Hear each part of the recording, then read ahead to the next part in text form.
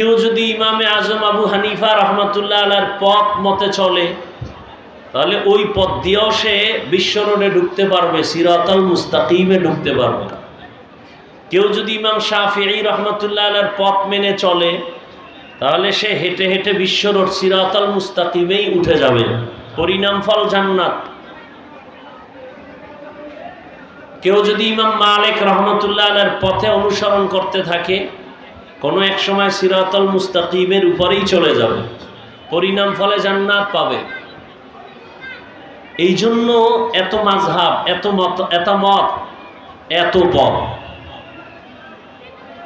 তো এখন এই পথে চলার জন্য আমাদের করণীয় কি?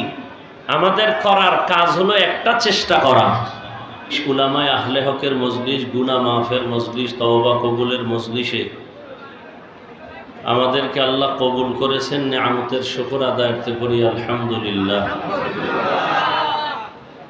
দরুদ ও সালাম সৈয়দুল মুরসালিন রাহমাতুল লিল আলামিন, শফিউল মুজনিবিন, খাতামুন নবিয়্যিন, সৈয়দুস সাকালাইন, ইমামুল মুরসালিন, শফিউ আযম, রাসূল আকরাম, রহমত আলম, নবিয়ুল আরব আল আজম, হাবিবে কিবরিয়া, আশরাফুল আম্বিয়া, সৈয়দুল আম্বিয়া, शफीअ महशर, साक़ी कौसर, आक़ाए नामदार, मदीना का ताजदार, आफ़ताब नबूवत, फ़ख्र मौजूदात, सय्यदुल मखलूक़ात, हज़रत मुहम्मदुर रसूलुल्लाह सल्लल्लाहु अलैहि व आलिहि वसल्लमेर উপর সর্বোপরি শুকর যাদের অক্লান্ত পরিশ্রমের মাধ্যমে আজ সুন্দর আয়োজন, সময় পরামর্শ অর্থ দিয়ে দোয়া করে উপস্থিত হয়ে মাইক প্যান্ডেলের ব্যবস্থাপনার মাধ্যমে সহযোগিতা যারা করেছেন, আল্লাহ পাক প্রত্যেককেই এ খেদমতের বরকতে দুনিয়াতে শান্তি, পরকালে মুক্তির ব্যবস্থা করে দিন। হযরত উলামায়ে কেরাম অত্যন্ত গুরুত্বপূর্ণ কোরআন সুন্নাহ ভিত্তিক দিক নির্দেশনামূলক আলোচনা রেখেছেন। ইনশাআল্লাহ আরও দীর্ঘ সময় হযরত উলামায়ে কেরামদের আলোচনা চলবে, শেষ পর্যন্ত আল্লাহ পাক এই জলসায় সম্মেলনকে কামিয়াবির সাথে কবুল করেন। দেশের শীর্ষস্থানীয় হযরত উলামায়ে কেরাম, যাদের একটা কথা গোটা জাতির জন্য একটা পাথেয়, তারা এই স্টেজে বয়ান করবেন। উম্মুল মাদারিস হাটহাজারী মাদ্রাসার স্বনামধন্য শেখুল হাদিস এবং প্রিন্সিপাল সহ প্রধান মুফতি সাহেব হুজুর সহ অনেক উলামায়ে কেরাম, আল্লাহ পাক উলামায়ে কেরামদের কথাগুলো উম্মাহকে সহি তরিকায় আমল করার তৌফিক দান করেন। উলামায়ে কেরামের ইজ্জতকে আল্লাহ পাক বেশি বেশি বাড়ায় দেন। আমার দেশে যারা উলামায়ে কেরামদের ইজ্জতকে নষ্ট করার জন্য উম্মতের মাঝে প্রপাগান্ডা ছড়ায়, আল্লাহ তাদেরকে হেদায়েত দান করেন। আমি আপনাদের দোয়া নেওয়ার জন্য হাজির হয়েছি এবং সংক্ষিপ্ত কিছু কথা বলার নিয়তে কোরআনে হাকিমের সূরা আনকাবুতের সর্বশেষ আয়াতে কারিমা তিলাওয়াত করেছি। রসুলের হাদিস থেকে একটি হাদিসের অংশ পড়েছি। আয়াত হাদিসের আলোকে ইখলাস ও রুহানিয়াতের সমন্বয় কিছু কথা আমাকে বলার মতো, আপনাদেরকে শুনবার মতো আল্লাহ পাক তৌফিক দান করেন। ওয়াল্লাযীনা জাহাদু ফীনা লানাহদিয়ান্নাহুম সুবুলানা।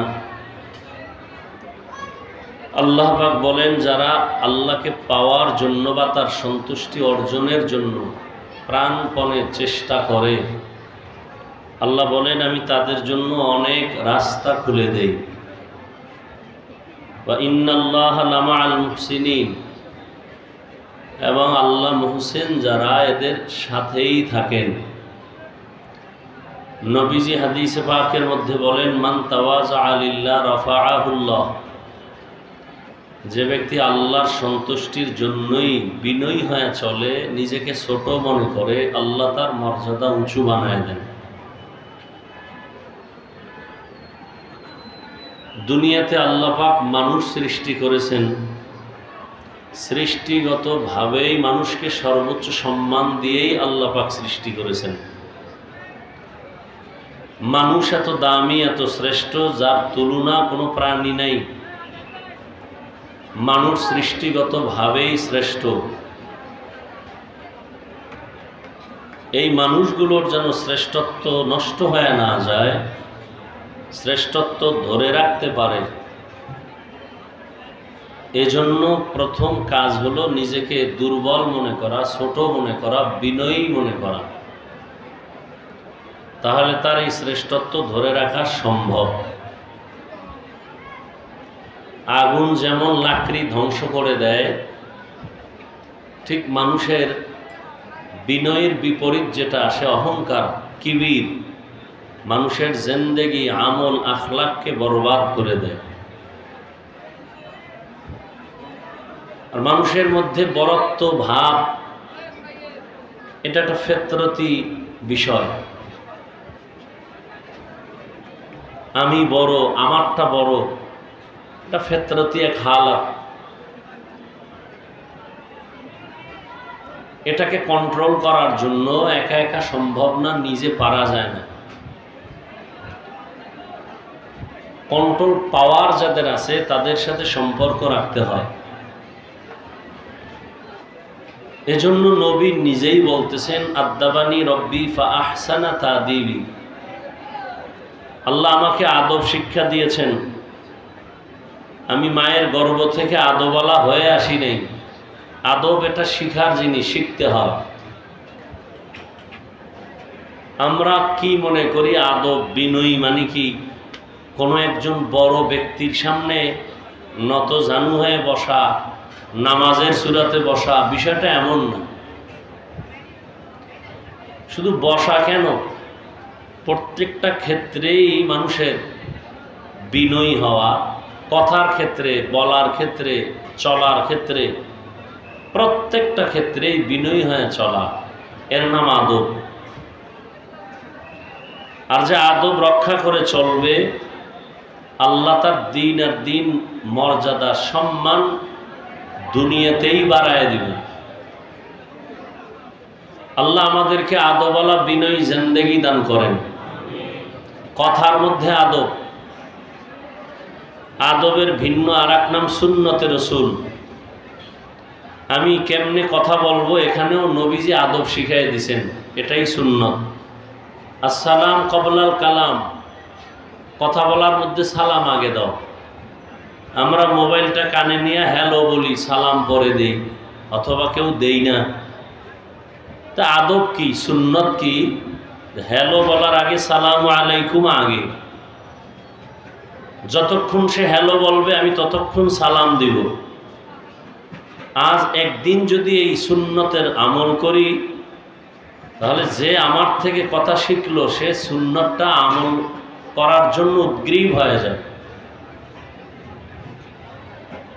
আয়াত যে পড়েছি, আল্লাহ পাক রব্বুল আলামিন তার পরিচয় বা মারিফত তুলে ধরেছেন এখানে। আল্লাহ বলেন, যারা চেষ্টা করে আমাকে পাওয়ার জন্য, ওয়াল্লাযীনা জাহাদু ফীনা আই ফী তালাবি মারদাতিনা, যে আমার সন্তুষ্টি অর্জনের চেষ্টা করে, লানাহদিয়ান্নাহুম সুবুলানা আই লানুবাসসিরান্নাহুম তুরুকানা, আমি আমার কুদরতি সাহায্যের মাধ্যমে আমার রাস্তা তার সামনে খুলে দিব।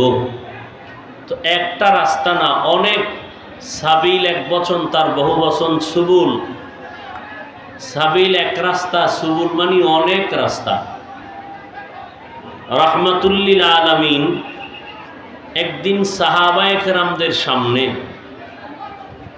মাটির মধ্যে একটা সোজা রেখা টানলেন।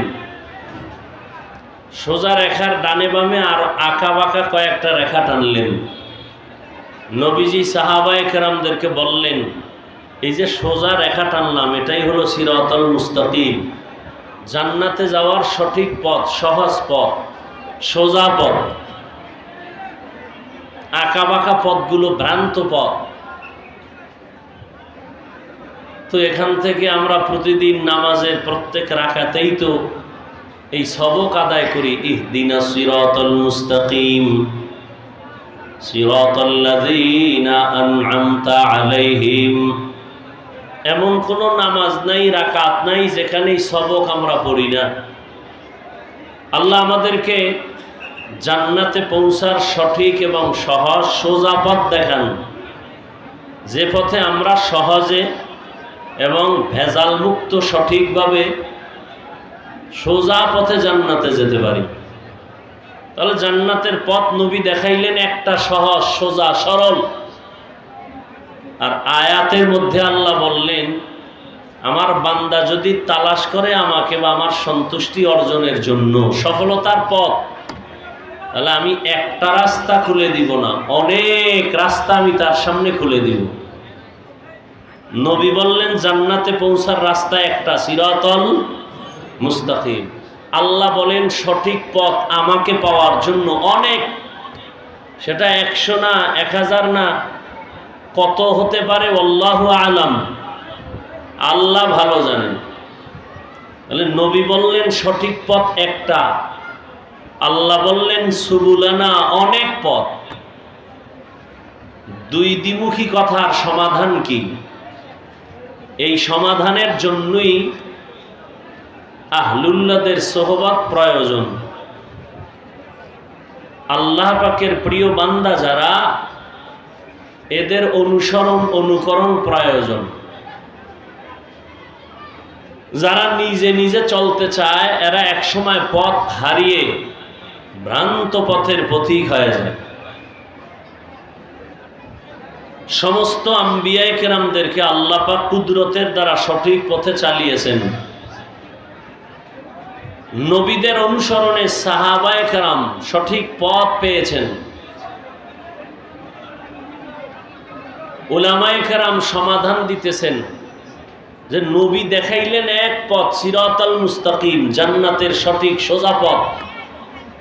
আর আল্লাহ যে বললেন অনেক পথ, তার মানে এমন যেটা উদাহরণত বলা যায়, হাটহাজারীর থেকে যদি কেউ ঢাকা যেতে চায় অথবা চট্টগ্রাম যেতে চায়, কথার কথা, তাহলে রাস্তা একটা না অনেক?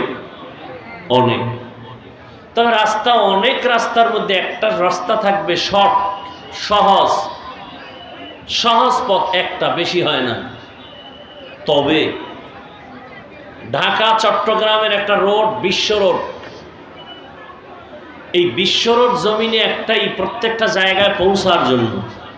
কিন্তু বিশ্ব রোডে ঢোকার জন্য ডানে বামে আঁকা বাঁকা অনেক পথ থাকে। তো আঁকা বাঁকা পথগুলো যেভাবেই থাক, কিন্তু বিশ্ব রোডের সাথে সংযুক্ত থাকে। ডানে বামে যত পথ থাকবে, এর মাকসাদ হলো বিশ্ব রোডে পৌঁছার লিঙ্ক সেখানে দেওয়া আছে। কেউ যদি ফটিকছড়ি খাগড়াছড়ি হয়েও ঢাকা যেতে চায়, যেতে পারবে, বিভিন্ন রাস্তা দিয়ে যাবে। তবে বিশ্ব রোড একটাই, জান্নাতে পৌঁছার বিশ্ব রোড, সিরাতাল মুস্তাকিম, এটাই সঠিক পথ, সোজা পথ।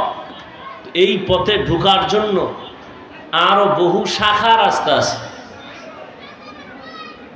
কেউ যদি ইমামে আজম আবু হানিফা রহমাতুল্লাহ আলাইহির পথ মতে চলে, তাহলে ওই পথ দিয়েও সে বিশ্ব রোডে ঢুকতে পারবে, সিরাতাল মুস্তাকিমে ঢুকতে পারবে। কেউ যদি ইমাম শাফিঈ রহমাতুল্লাহ আলাইহির পথ মেনে চলে, তাহলে সে হেঁটে হেঁটে বিশ্ব রোড সিরাতাল মুস্তাকিমেই উঠে যাবে, পরিণাম ফল জান্নাত। কেউ যদি ইমাম মালিক রহমাতুল্লাহ আলাইহির পথে অনুসরণ করতে থাকে, কোনো এক সময় সিরাতাল মুস্তাকিমের উপরেই চলে যাবে, পরিণাম ফলে জান্নাত পাবে। এই জন্য এত মাযহাব, এত মত, এত পথ। তো এখন এই পথে চলার জন্য আমাদের করণীয় কি? আমাদের করার কাজ হলো একটা চেষ্টা করা